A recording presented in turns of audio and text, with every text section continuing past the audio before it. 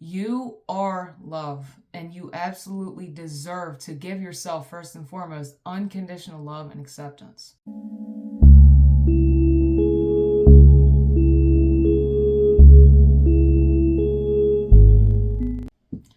Hey everyone, welcome back. I'm Val Mason.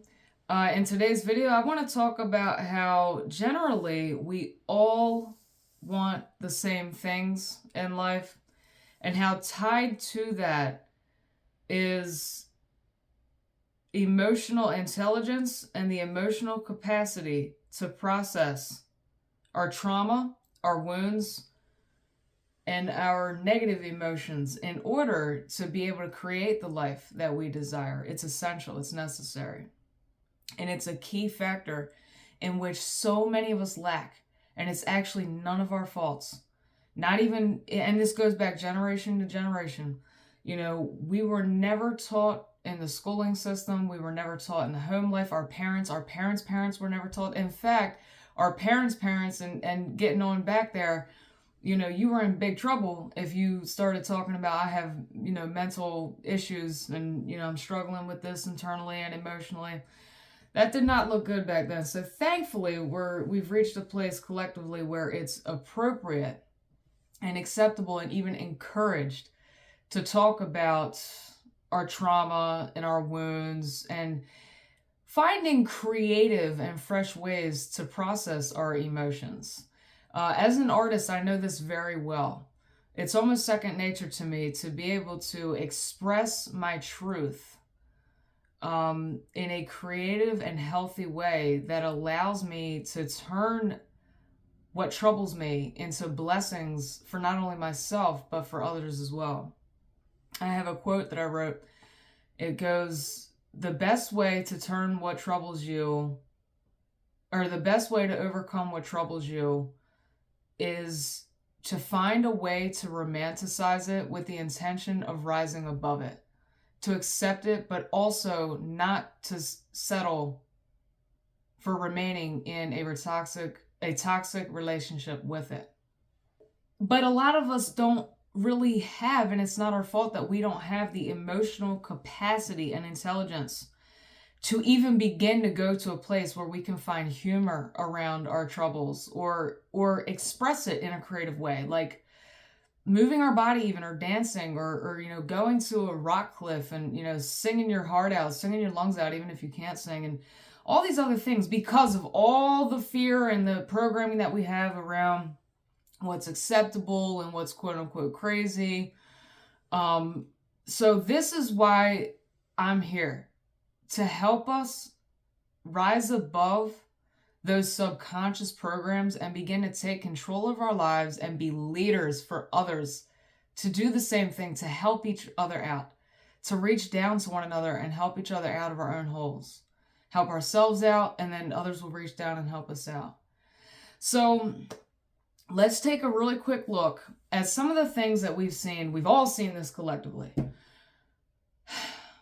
Young men, children going into their school, open firing. Grown men going into schools, open firing. There's people in airports that are having mental breakdowns and nervous breakdowns, emotional breakdowns, you know, and they're starting to act erratically, you know, and they're throwing things and they're shouting and they're, you know, what this is their pot is boiling over as a result of the lack of being able to process their emotions and their trauma properly and with someone safe, in a safe space, because no one ever taught them how to do this. And now, with this being said, I want to touch on this really quick. You know, today we have social media. Everyone has a smartphone that does absolutely everything for them. You know, we pull out our phone and we start recording these incidents. And while we are recording, we're sitting there and we're thinking, what is wrong with this person? This person is absurd. This person needs help. Or we're laughing, or we're mocking them, or we're making fun, and we're uploading it to our social media, and they're going viral. And this man or this woman that is going through one of the most challenging moments of their entire lives is now being mocked by the entire nation, and sometimes the entire world. This is where I want to touch on exercising our compassion. Now remember, we can only meet others in the way and on the level in which we've met ourselves. So it's very important to have self-love in being able to process our emotions. Just like I was explaining, being able to creatively find a way to rise above that which troubles us, we need to first have self-love to know that it's safe and acceptable, and we feel proud of ourselves for being able to channel our energy in that way. So practice your self-love and compassion for yourself for the things that make you behave in a way that you might describe less than desirable.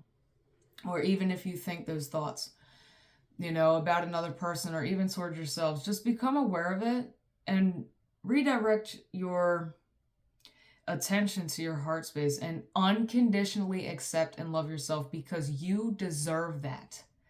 You are love, and you absolutely deserve to give yourself, first and foremost, unconditional love and acceptance. So, that's a really big thing. A big message in this video that I'm giving here is finding a way to creatively be able to express your emotions and be that example as well for others. That's very important. We help one another out tremendously when we reassure each other and ourselves that it's okay to kind of be in a dark place, dark thoughts, wanting to do unkind or unloving things. To still be able to love yourself unconditionally there is everything. And the way in which we respond to our fellow brothers and sisters here on planet Earth is everything.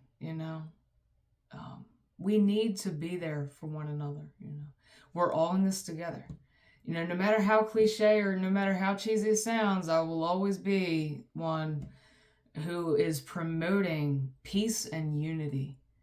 There's literally nothing that feels better than peace and unity with all of mankind and with planet Earth and with the cosmos. Okay, everyone, that's all for today. I'm Val Mason. Thank you all so much for being here with me. If this video resonated with you, go ahead and drop a like, and also subscribe to my channel for more of my content. Until next time, take care.